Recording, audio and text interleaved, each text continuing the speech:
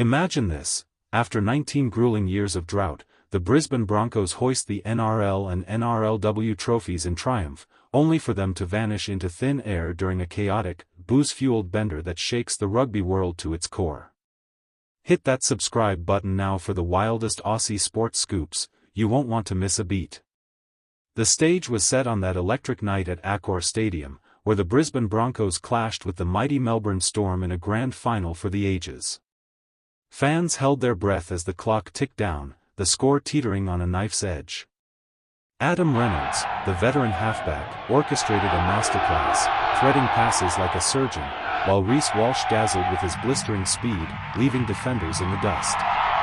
The Broncos had been written off all season, plagued by injuries and doubters whispering about their fading glory. But under coach Kevin Walters, they rose like a phoenix, blending raw power from forwards like Payne Haas with the finesse of their backline wizards. As the final whistle blew, Brisbane erupted in a 26-22 victory, ending a 19-year wait that had tested the loyalty of every fan. The NRLW side mirrored the magic, dominating their rivals to claim back-to-back titles, making it a historic double for the club. Celebrations kicked off immediately, with players parading the gleaming trophies through the streets of Sydney, champagne flowing like rivers. The team boarded a flight back to Brisbane, but the party was just beginning.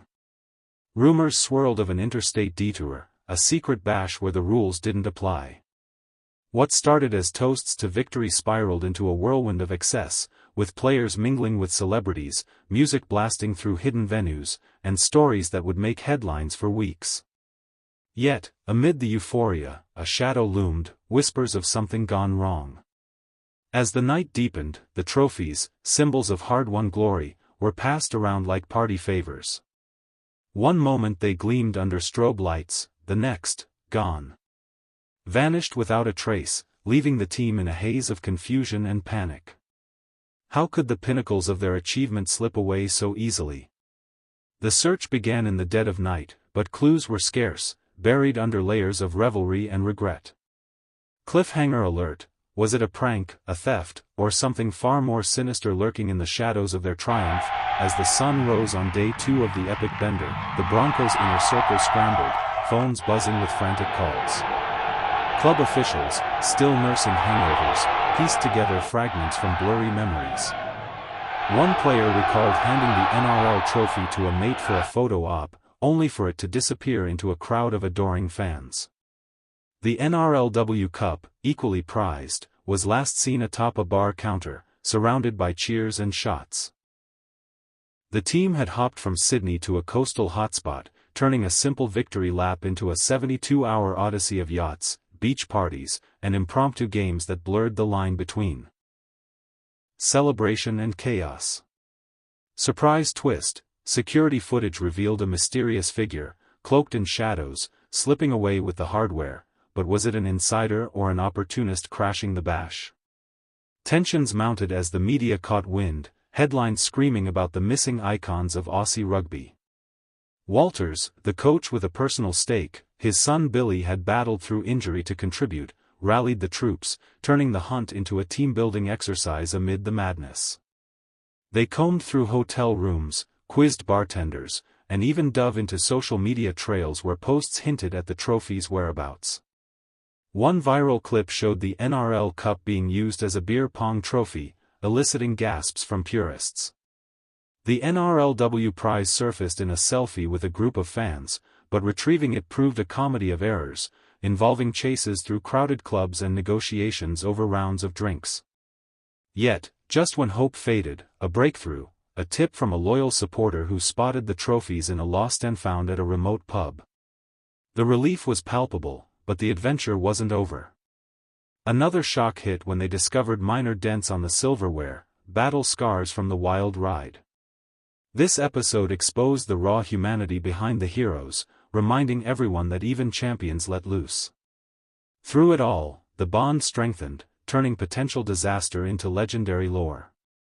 But wait, was there more to the disappearance than met the eye? A hidden motive, perhaps, that could unravel the club's unity? Welcome to Aussie Sports Central, your go-to hub for the raw, unfiltered pulse of down-under athletics, where every story packs a punch. Diving deeper into the frenzy, Day 3 dawned with the Broncos regrouping, trophies in tow but secrets still simmering. The interstate jaunt had taken them to the sunny shores of Queensland's coast, where the party peaked with bonfires, barbecues, and tails swapped under starry skies. Players like Ezra Mam and Herbie Farnworth shared laughs about the close call, but underlying it was a lesson in responsibility amid revelry. The NRL, ever vigilant, launched a quiet investigation, probing if protocols were breached during the bender.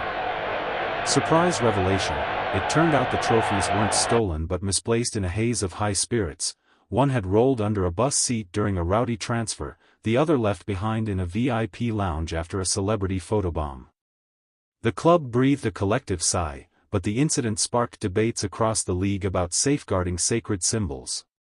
Fans flooded social media with memes, turning the mishap into a badge of honor for the Broncos' untamed spirit. Back in Brisbane, a hero's welcome awaited at Suncorp Stadium, where thousands cheered as the dented but defiant trophies were paraded once more. Coach Walters addressed the crowd, his voice cracking with emotion, hailing the double premiership as a testament to resilience. Billy Walters, sidelined by injury yet integral to the. As the clock dips under 5, pandemonium reigns. Broncos protect their slim lead with Haas Herculean carries, but Storm's desperation yields gold, a Hughes bomb that Papenhuisen regathers mid-air, flipping the script with a 70-meter counter that ends in Beulah's diving equalizer. 32-28 Melbourne, Golden Point territory now a razor-wire tightrope, and the stadium's a cauldron of cheers and curses. Reynolds, ice in his veins, slots a field goal attempt wide under pressure, miss, and the crowd gasps in unison. Then, the moment that rewrites history, Walsh intercepts a loose Munster pass, sprints 40 meters, and offloads to Cabo, who crashes over untouched. Siren sounds, Broncos win 34-32 in extra time's dying seconds, the upset of the decade exploding like fireworks. Players collapse in heaps of joy and agony. Haas lifts Walsh on his shoulders as confetti rains, while Bellamy's Storm huddle in stunned silence, premiership hopes dashed in a blur of bravery and blunder. This wasn't mere rugby league, it was a symphony of savagery, where underdogs devoured giants in a feast of finals fury. Post-match, Reynolds chokes up an interview, "For the club, for the fans, this one's ours." Storm's Grant nods respect across the divide, vowing revenge next year. As the lights dim on Suncorp, the NRL world buzzes. Broncos march to the grand final, a phoenix from the ashes, proving heart trumps history every time. What a ride, what a revelation. Live updates like this keep the fire alive, turning spectators into storytellers in the grand tapestry of sports' unscripted drama. Tennis Insider signing off. Thanks for riding this NRL roller coaster with us. Smash subscribe for more live legends across the lines. Imagine dropping your star Origin winger for showing up drunk to training, only to flip the script and recall him for finals glory. Has Michael Maguire lost his mind or found a masterstroke? If you're hooked on NRL drama, smash that subscribe button now for NRL Insider exclusives. The NRL Finals explode into Week 1 with heart-pounding matchups that could redefine legacies, starting with the Brisbane Broncos under new coach Michael Maguire facing the top-seeded Canberra Raiders in a qualifying final that screams redemption. Maguire, the hard-nosed mentor fresh from Origin duties, stunned everyone last week by axing Gahamat Shibasaki, the explosive Queensland Maroons gun known for his blistering speed and try-scoring prowess, after the winger breached team protocols by arriving intoxicated to Monday's session. Whispers around the club painted a picture of a young talent spiralling, his spot in the 17 ripped away as punishment, leaving fans reeling and questioning if the Broncos' finals hopes were doomed without his edge on the flank.